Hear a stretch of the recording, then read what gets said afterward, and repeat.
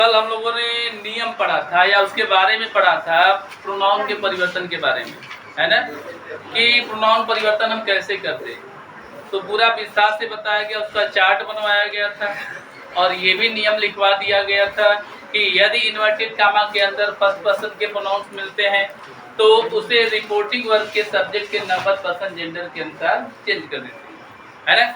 और यदि inverted comma के अंदर सेकेंड पर्सन का प्रोनाउन मिलता है तो उसे रिपोर्टिंग वर्ब के ऑब्जेक्ट के अनुसार चेंज कर देते हैं। और यदि इन्वर्टेड कामा के अंदर थर्ड पर्सन का प्रोनाउन मिलता है तो उसे परिवर्तन करने की आवश्यकता नहीं। साथ ही साथ एक बात और याद करने योग्य है या ध्यान देने योग्य है, वह यह है कि कभी कभी क्या होता है कि इन्वर्टेड कामा के अंदर सेकेंड पर्सन का प्रोनाउन दिया गया होता है, सेकेंड पर्सन का प्रोनाउन दिया गया होता है और प्रॉब्लम क्या होती है कि रिपोर्टिंग वर्ब का ऑब्जेक्ट ही मौजूद नहीं होता। तब फिर क्या करेंगे, तो उसके लिए उपाय बताया गया था कि कोई भी जो थर्ड पर्सन है या फर्स्ट पर्सन है उसको हम मान लेते हैं जो उपयुक्त लगता है और उसी के अकॉर्डिंग हम परिवर्तन कर लेते हैं। तो आइए कुछ उदाहरण देखते हैं, जैसे हमने पहले से लिख के रखा है समय बचाने के लिए।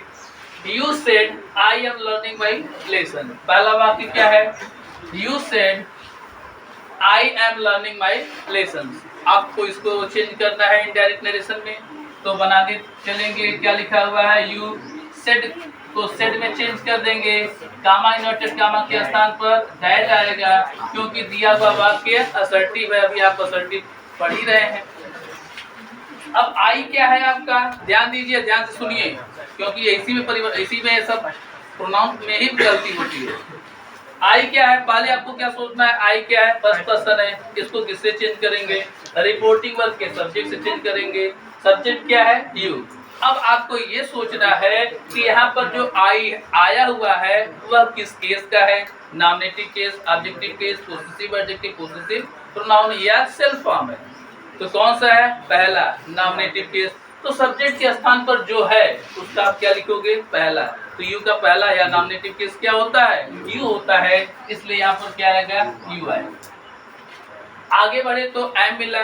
टेंस परिवर्तन में आपको बताया गया है कि इस एमआर को चेंज कर देना है वाज वर्ब में, तो यू के अकॉर्डिंग क्या आ जाएगा, वर्ब। आगे बढ़े लर्निंग। फिर देख रहे हैं कि माई आया हुआ है और माई भी क्या होता है, फर्स्ट पर्सन होता है, रिपोर्टिंग वर्ब के सब्जेक्ट के अनुसार चेंज करेंगे। रिपोर्टिंग वर्ब का सब्जेक्ट यू है, माई कौन सा केस है, पोसेसिव एडजेक्टिव, तीसरा वाला। तो यू का वहां पर कौन सा लिखेंगे, तीसरा वाला। यू का तीसरा वाला क्या होता है, यू। इसको आपको क्या करना होगा, याद करना पड़ेगा, नहीं याद करेंगे तो आपको प्रॉब्लम होगा। और जो बचा उसको हमने लिख दिया। कोई प्रॉब्लम समझने में, कोई प्रॉब्लम समझने में, बोलने में कोई दिक्कत, जब हम प्रश्न करें तो आप जवाब दे सकते हैं, कोई ऐसी बात नहीं। फिर आगे देखो, दूसरा वाक्य डिस्टर्ब नहीं करेंगे ना, अगर आप पूछे कुछ तो आप उसका जवाब दे सकते हैं ना, ठीक है। देखिए दूसरा वाक्य, दे सेड है, तू नहीं लगा है तो सेड का सेड ही रह जाएगा, कामा इन्वर्टेड कामा के स्थान पर दैट हो गया। अब यहाँ पर देखो वी क्या है, वी भी क्या होता है, फर्स्ट पर्सन होता है, इसे भी हम किससे चेंज करते हैं, सब्जेक्ट से चेंज करते हैं। सब्जेक्ट यहाँ पर क्या है, दे है। अब वी कौन सा केस है, पहला, तो दे का यहाँ पर क्या लिखेंगे, पहला, अर्थात नॉमिनेटिव केस, और वह क्या होगा, दे। टेंस परिवर्तन के हिसाब से देखेंगे तो यहाँ क्या लिखा है, वन फर्स्ट फॉर्म है और फर्स्ट फॉर्म को चेंज कर देते हैं सेकंड फॉर्म। बताया गया है, पूरा वीडियो में है, आप देख सकते हो उसको। और कोई परिवर्तन योग्य नहीं है टू अलीगढ़।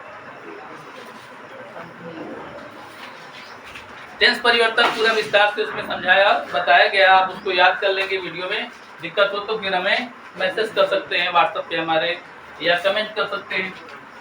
फिर आगे देखिए यहाँ पर क्या लगा हुआ है, सेट टू लगा हुआ है। जब सेट टू लगा हुआ तो इसका मतलब क्या हो जाएगा, टू। फिर मी, कामा इन्वर्टेड कामा के स्थान पर दैट। अब देखिए इन्वर्टेड कामा के अंदर क्या मिला, यू।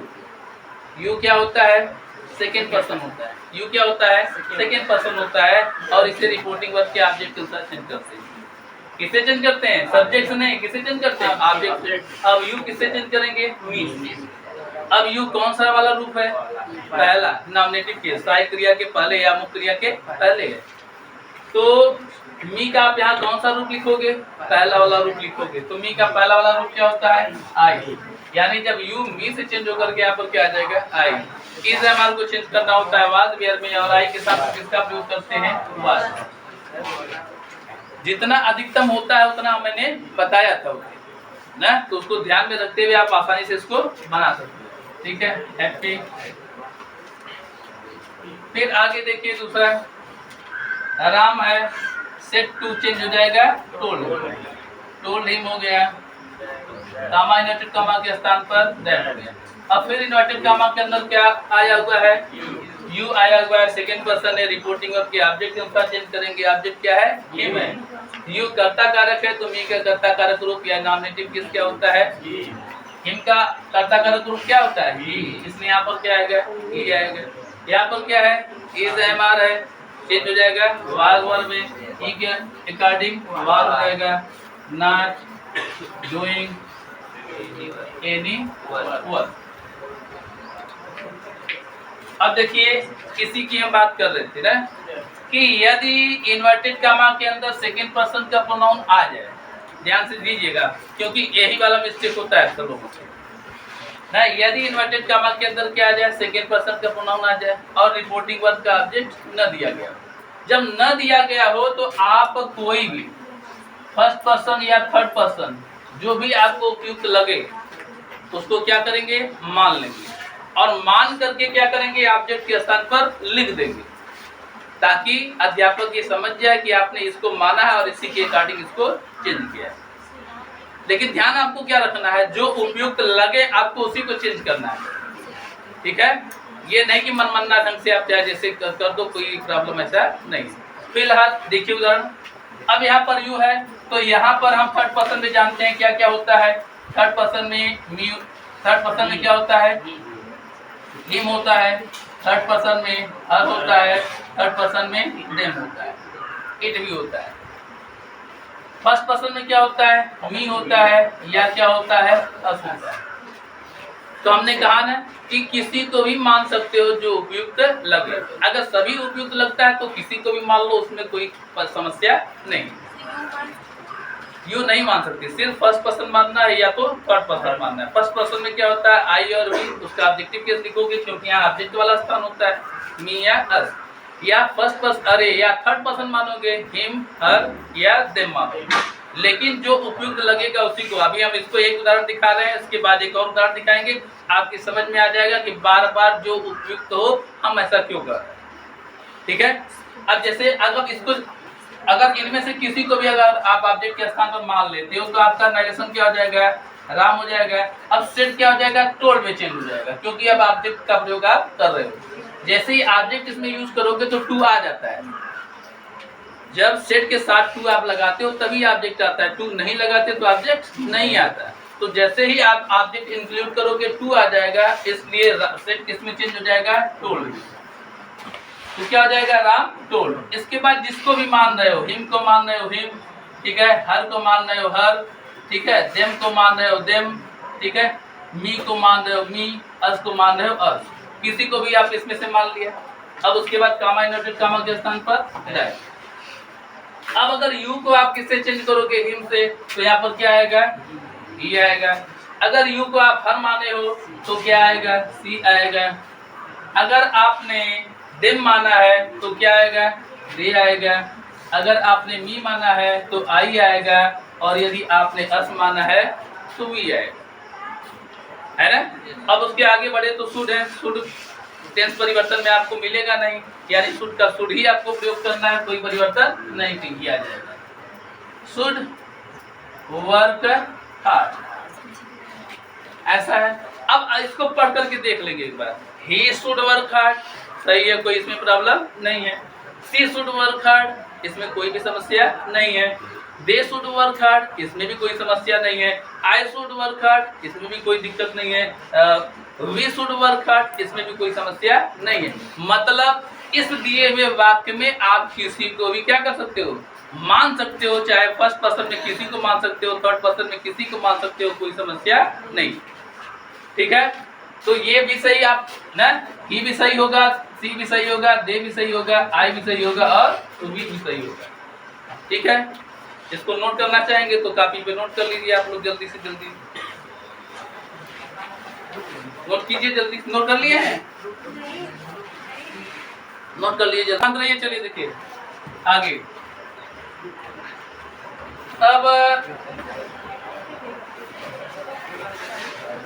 सेकेंड पर जो पर्सन होता है उसका एक और उदाहरण देखिए ना। जैसे देखिए आराम से बात नहीं करेंगे, आराम से कामा इन्वर्टेड कॉमा में बात नहीं करेंगे, बात नहीं करेंगे तो देखो ना। अब दूसरा उदाहरण देखिए, आराम से कामा इन्वर्टेड कॉमा में you are a good girl. मना किया जा रहा है शोर करने के लिए ना, you are a good girl. अब इसको चेंज करना है, ध्यान दीजिए। अब इसमें क्या है, आप मनचाहा फर्स्ट पर्सन या मनचाहा थर्ड पर्सन नहीं मान सकते ना। अब इसे मानने के लिए हमने कहा कि आप फर्स्ट पर्सन मान सकते हो, तो फर्स्ट पर्सन में आप क्या मान सकते हो, मी मान सकते हो। फर्स्ट पर्सन में क्या मान सकते हो, अस मान सकते हो। फर्स्ट पर्सन में क्या, थर्ड पर्सन में क्या मान सकते हो, हिम मान सकते हो। और क्या मान सकते हो, हर मान सकते हो।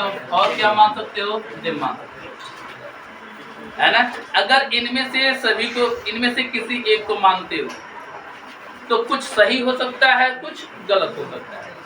इसीलिए बार बार कर रहे हैं कि मानिए उसी को जो लगे उपयुक्त, जो उपयुक्त हो आप उसी को मानिए। बाई चांस देखिए, जब आप इनमें से किसी एक को मान लेंगे तो क्या हो जाएगा, आराम टोल्ड हो जाएगा। कामा इन्वर्टेड कामा के स्थान पर क्या आ जाएगा, दैट। अब देखिए, अगर आपने मी माना है तो यहाँ पर क्या आएगा, आएगा ही, आएगा ही कि नहीं आएगा। अगर आपने हिम माना है तो यहाँ पर क्या आएगा, ही आएगा। अगर आपने हर माना है तो यहाँ पर क्या आएगा, सी आएगा। यदि आपने अस माना है तो यहाँ पर क्या आएगा, वी आएगा। यदि आपने देम माना है तो क्या आएगा, दे आएगा। आएगा कि नहीं आएगा। अगर मी माना है तो आई आएगा, अगर हिम माना है तो ही आएगा, हर माना है तो सी आएगा, और अस माना है तो वी आएगा, दिम माना है तो दे आएगा। अब फिर आगे देखिए, बढ़ते रहिए। आर का क्या हो जाएगा, वाज होगा, या तो क्या होगा, वेयर। अब जो उपयुक्त माने होंगे उसके अकॉर्डिंग, जो उपयुक्त माने होंगे उसके अकॉर्डिंग, है ना। अब फिर आगे देखो, ए गुड गर्ल। अब मामला इसी से फंस जाता है, इसी से गड़बड़ हो जाता है कि आगे क्या लिखा हुआ है, ए गुड गर्ल। क्या लिखा हुआ है, ए गुड गर्ल। अगर आई मानते हो, I was a good girl, तो इसमें कोई प्रॉब्लम नहीं है, मैं एक अच्छी लड़की हूँ।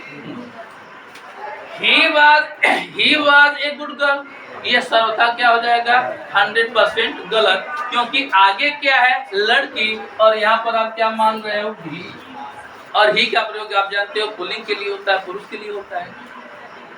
यदि सी मानते हो, she was a good girl, तो ये उपयुक्त है, वह एक अच्छी लड़की है। और सी का प्रयोग किसके लिए होता है, लड़की के लिए होता है।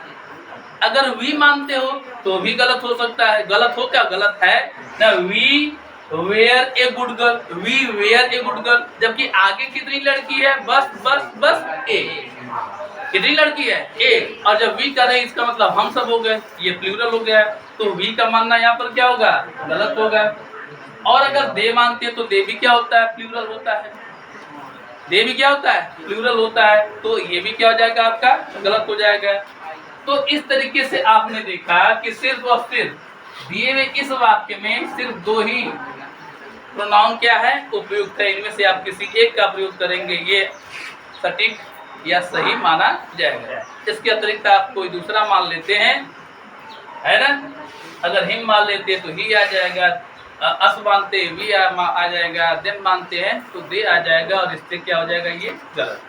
अब समझ में आया कि मैं बार बार क्यों कह रहा था कि जो उपयुक्त हो उसी को मान। ठीक है। अगर आगे दिया हुआ वाक्य कोई ऐसा है जो सभी के लिए चलायमान है, सभी के लिए काम कर सकता है, तो चाहे जो मानिए सर ओके है। ठीक है। लेकिन अगर कुछ है तो पढ़ करके अर्थ निकाल करके आप देख लीजिए, अगर कोई समस्या लगे तो फिर ठीक है उसको नोट कीजिए और उसको ध्यान दीजिए। अब आगे देखो, यदि इन्वर्टेड कॉमा के अंदर थर्ड पर्सन का प्रोनाउन आता है तो फिर आपको उसमें कोई परिवर्तन नहीं करना है। जैसे कहा जाए Ram said to Sita, he is a clerk, he is a clerk. Ram said to Sita, he is a clerk. बात नहीं करेंगे, कोई प्रॉब्लम हो तो आपसे डायरेक्ट बात कीजिए, ठीक है।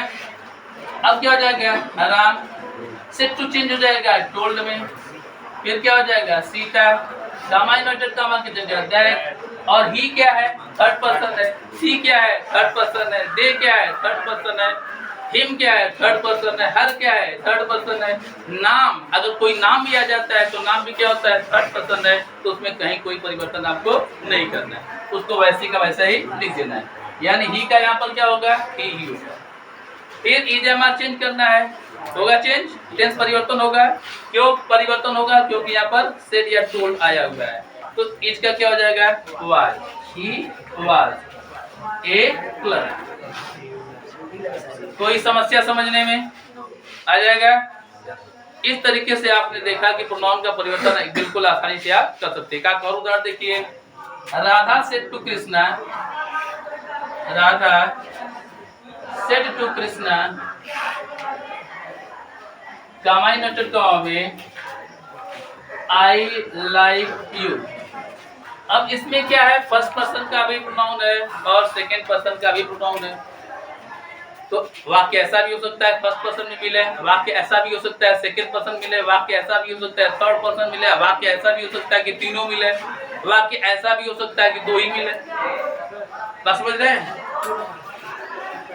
यहाँ पर टोल्ड कैसे आएगा, जब यहाँ पर आप ऑब्जेक्ट मानोगे ना, यहाँ पर टोल्ड कैसे आ गया, क्योंकि जब यहाँ पर आप ऑब्जेक्ट मानोगे तो देखो इस तरीके से हो जाएगा, राम सेड है, और जब कोई ऑब्जेक्ट आप मानोगे तो ऑब्जेक्ट जैसे डायरेक्ट हिम नहीं लिख सकते, तब इसके पहले क्या लग जाएगा टू लग जाएगा, और इस तरीके से ये क्या हो जाएगा सेड टू हो जाएगा, और फिर सेड टू को चेंज किया जाता है टोल्ड, यानी ऑब्जेक्ट के आने पर क्या लगता है टू लगता है, ठीक है। अगर ऑब्जेक्ट नहीं होता तो सिर्फ और सिर्फ किसका प्रयोग होता है सेड का प्रयोग होता है।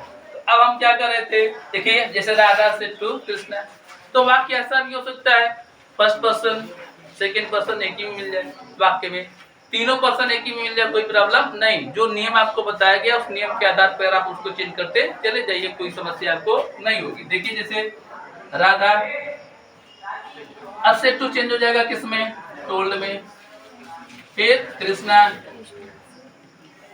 कामा इन्वर्टेड कामा के स्थान पर क्या हो जाएगा दैट। अब आई क्या है फर्स्ट पर्सन, ध्यान दीजिए यहीं पर आई क्या है फर्स्ट पर्सन, किसके चेंज करेंगे राधा से। राधा क्या है एक लड़की है, एक लड़की है तो क्या प्रोनाउन मानेंगे सी मानेंगे। यहाँ पर आई किस रूप में है नॉमिनेटिव केस में कर्ता कारक पहला रूप, जैसे भी आप उसको याद रख सको याद रखना आपके ऊपर है ना। तो पहली लाइन का है तो सी की यहाँ पर क्या रखेंगे पहली लाइन रखेंगे, यानी क्या हो जाएगा सी। लाइक क्या है फर्स्ट फॉर्म है, टेंस परिवर्तन के हिसाब से क्या हो जाएगा सेकंड फॉर्म हो जाएगा लाइक।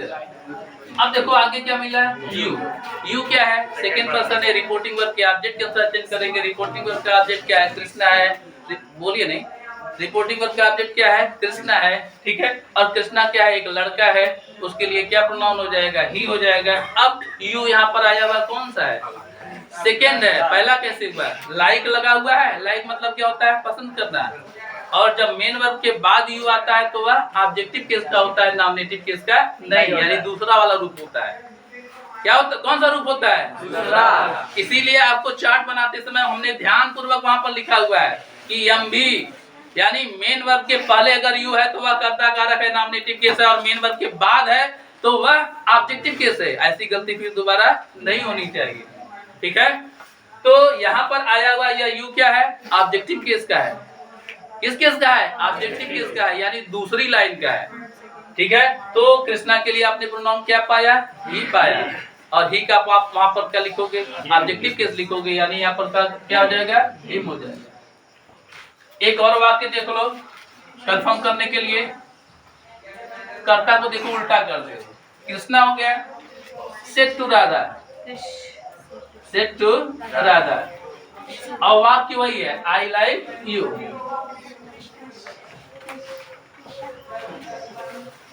ठीक है, वाक्य वही है। देखिए, Krishna said to Radha I like you. यहाँ पर क्या था, Radha said to Krishna I like you. तो देखिए क्या परिवर्तन होता है दोनों में ना। अब कृष्णा सेड टू क्या हो जाएगा, कृष्णा सेड टू के स्थान पर क्या आ जाएगा, टोल्ड। राधा कमा इन्वर्टेड कमा के स्थान पर दैट आ जाएगा।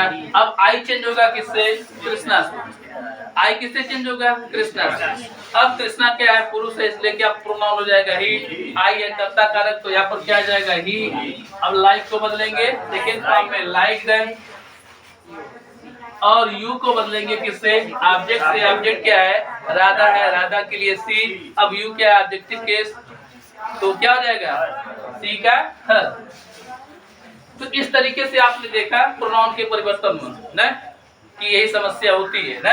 यहाँ पर कर्ता देखो राधा था, तो यहाँ पर क्या राधा था, इसलिए यहाँ पर क्या राधा था, तो यहाँ पर क्या आया देखो सी। लेकिन यहाँ पर कृष्णा है तो क्या आया, ही। यहाँ पर ऑब्जेक्ट कृष्णा था तो यहाँ पर क्या आया, हिम। और यहाँ पर ऑब्जेक्ट राधा तो यहाँ पर क्या आया, हर। इस तरीके से आपने देखा प्रोनाउन परिवर्तन। ठीक है, अगर कोई समस्या लगी हो या अभी भी अगर दिक्कत लग रही हो कि कहाँ क्या कैसे कर दिया गया, तो हमसे बात कर सकते हैं तुरंत। कोई दिक्कत है किसी को, नहीं है? एक आध उदाहरण और देखना चाहेंगे, पहले इसको कॉपी पे नोट कर लीजिए उदाहरण, ताकि कोई दिक्कत आपको न लगे। ऐसा है कि अब तक जितना आप लोग पढ़े हैं, टेंस परिवर्तन पढ़े हैं, प्रोनाउन परिवर्तन पढ़े हैं, जो भी परिवर्तन पढ़े हैं उससे रिलेटेड इसमें वाक्य दिए गए, उदाहरण दिए गए हैं ना, या आपको हम उदाहरण बताने वाले हैं। आप अपने आप को चेक कर लीजिए। अगले वाले वीडियो में हम आपको समय एवं स्थिति की निकटता सूचक शब्दों का परिवर्तन बताएंगे और उसको उसी में समाप्त कर देंगे। फिर उससे नेक्स्ट वाले वीडियो में प्रश्नवाचक वाक्यों का परिवर्तन कैसे होता है उसको समझाएंगे। तो आइए देखते हैं अपने नियम से। पहला, यहाँ पर क्या लिखा हुआ है, he said a water flows downward। तो यहाँ पर said लिखा हुआ है, यहाँ पर क्या लिखा हुआ है, said लिखा हुआ है। तो इसका मतलब कि आगे क्या है, टेंस का परिवर्तन किया जा सकता है। तो वाक्य को पढ़ेंगे, वाटर पानी, फ्लोज बहता है, डाउनवर्ड नीचे की ओर। वाटर फ्लोज डाउनवर्ड, पानी नीचे की ओर बहता है। इसमें कोई प्रॉब्लम है नहीं, ये यूनिवर्सल ट्रूथ है। एक प्रकार से यह सत्य बात है, जो पानी है हमेशा किधर की ओर जाता है, नीचे की ओर जाता है। तो इसका मतलब ये किस में आ जाएगा, यूनिवर्सल में आ जाएगा। इसलिए सीधे सीधे सिर्फ और सिर्फ दैट लगा देंगे और बाकी किसी भी चीज का परिवर्तन नहीं करेंगे। दूसरा वाक्य आप देख रहे हैं, the my father said comma inverted comma में, the sun rises in the east. सूर्य पूरब में उगता है। तो ये भी क्या है, यूनिवर्सल ट्रूथ है। ये भी हमेशा क्या होता है, सत्य होता है। इसलिए कामा और इन्वर्टेड कामा के स्थान पर सिर्फ क्या लगा देंगे, दैट। बाकी सब कुछ सेम रहेगा। अब जब आगे बढ़े तो देखो क्या है, Nirmala said to Meera I shall help you. अब यहाँ सेड टू लगा हुआ है, यानी पास्ट टेंस है, और आगे आने वाले वाक्य में प्रोनाउन भी दिख रहा है, टेंस परिवर्तन भी दिख रहा है। तो इसमें हम दोनों का परिवर्तन करेंगे। तो क्या हो जाएगा, देखो निर्मला, सेड टू को चेंज कर देंगे किसमें, टोल्ड में। फिर क्या हो जाएगा, मीरा, और कामा इन्वर्टेड कामा के स्थान पर दैट। अब आई को बदलेंगे निर्मला से, क्या आएगा, सी। क्या आएगा, सी। तो यहाँ पर क्या आ जाएगा, सी। अब शैल को हम चेंज करते हैं, ध्यान करो ध्यान करो, शैल को किस में चेंज करते हैं, शुड में। लेकिन यहाँ क्या आ गया, सी आ गया। तो सी के साथ किसका प्रयोग होता है, विल का। किसका प्रयोग होता है, विल का। इसलिए यहाँ पर क्या लिखेंगे, वुड। क्या लिखेंगे, विल का पास्ट टेंस वुड। क्या लिखेंगे, वुड। अब यहाँ पर वुड कैसे आया, समझ में आया? आई था तो यहाँ शैल लगा हुआ था, तो अगर यहाँ आई आता तो शुड कर देते, लेकिन आई चेंज होकर के क्या हो गया, सी हो गया। और सी के साथ किसका प्रयोग होता है, विल का प्रयोग होता है। टेंस परिवर्तन में विल को हम किस में चेंज कर देते हैं, वुड में। तो यहाँ पर क्या हो जाएगा, वुड। फिर आगे क्या, आगे बढ़े तो हेल्प। फिर यू को बदलेंगे किससे, ऑब्जेक्ट से, मीरा। मीरा मतलब सी, तो यू है ऑब्जेक्टिव केस, दूसरा वाला रूप है, इसलिए सी का दूसरा रूप। अब देखिए प्रॉब्लम क्या है कि यहाँ पर सी आया है, यहाँ पर हर आया है। ऐसा क्यों हुआ? क्योंकि सब्जेक्ट के स्थान पर भी लड़की है और ऑब्जेक्ट के स्थान पर भी लड़की ना। तो कोई भी ऐसा भी सोच सकता है कि आपको नियम की गलत जानकारी है, आपने आई को मीरा से बदला है तब भी यहाँ पर सी आ जाएगा, और यू को अगर आप निर्मला से बदलेंगे तब भी यहाँ पर क्या आएगा? हरकी आएगा, है ना। तो अगर इस चीज को बिल्कुल स्पष्ट करना चाहते हैं, स्पष्ट रूप से बताना चाहते हैं, समझाना चाहते हैं इतना, तो आप क्या करेंगे? इस सी के स्थान पर आगे कोष्टक में जिसके अनुसार चेंज किया है उसका नाम लिख देंगे। तो सामने वाला व्यक्ति या काफी जांचने वाला व्यक्ति या देखने वाला व्यक्ति समझ जाएगा कि आपने इस सी को किससे बदला है? निर्मला। ऐसा करते हैं कब? जब दोनों स्थान पर एक जैसे होते हैं तब। नहीं भी करेंगे तो कोई समस्या नहीं, बिल्कुल 100% एग्जैक्ट करने की बात पर ऐसा आप कर सकते हो। और यहाँ पर हर किसके अनुसार चेंज किए हो? मीरा के अनुसार चेंज किए हो, तो यहाँ कोष्टक में आप क्या लिख सकते हो? मीरा लिख सकते हो, ताकि सामने वाला व्यक्ति समझ जाए कि इसी के अकॉर्डिंग आपने चेंज किया है। वैसे अगर नहीं भी लिखेंगे तो कोई समस्या नहीं है। आगे बढ़े तो आगे क्या है? आई है, सेट टू चेंज हो जाएगा। टोल्ड में यू हो गया, कामा इनवर्टेड कामा के स्थान पर दैट। अब यू को बदलेंगे, यू क्या है? पहले सेकंड पर्सन है, रिपोर्टिंग वर्ब के ऑब्जेक्ट के अनुसार चेंज करेंगे। रिपोर्टिंग वर्ब का ऑब्जेक्ट भी क्या है? यू है, तो यू से बदल करके क्या आएगा? यू ही आएगा, और कोई कुछ बदलने योग्य नहीं है। शुड का शुड ही हो जाएगा, वेट हो गया, फार हो गया। अब देखो यहाँ पर क्या मिला? मी क्या होता है? फर्स्ट पर्सन रिपोर्टिंग वर्ब के सब्जेक्ट के अंदर सब्जेक्ट क्या है? आई। सब्जेक्ट क्या है? आई। तो मी को चेंज करेंगे किससे? आई से। मी कौन सा केस है? ऑब्जेक्टिव केस, तो आई का ऑब्जेक्टिव केस मी। खुद क्या होता है? मी ऑब्जेक्टिव केस होता है। फिर क्या हो जाएगा? टिल। इस आई को चेंज करेंगे किससे? सब्जेक्ट से। आई आई आई ही आएगा। अब आगे देखो रिटर्न कौन सा फॉर्म लगा हुआ है? फर्स्ट फॉर्म लगा हुआ है। आगे एक वाक्य लिखा हुआ है, देखो आई कर्ता के रूप में है वहां पर, तो आगे एक वाक्य है, तो टेंस का परिवर्तन आप वहां पर कर दोगे, तो यानी क्या हो जाएगा? रिटर्न। क्या हो जाएगा? देख रहे हैं ना। अब आगे देखो, अंतिम उदाहरण, Gopal says to me change करेंगे तो क्या हो जाएगा? गोपाल। अब सेज टू चेंज हो जाएगा किसमें? टेल्स में। किसमें होगा? बताया गया पहले, किसमें चेंज होगा? टेल्स में। फिर क्या हो जाएगा? मी, कामा इनवर्टेड कामा के स्थान पर दैट। बताया गया था कि यदि रिपोर्टिंग और प्रेजेंट टेंस में होता है तो आगे आने वाले वाक्य में टेंस परिवर्तन और निकटता सूचक शब्द का परिवर्तन नहीं होता, प्रोनाउन परिवर्तन होता है।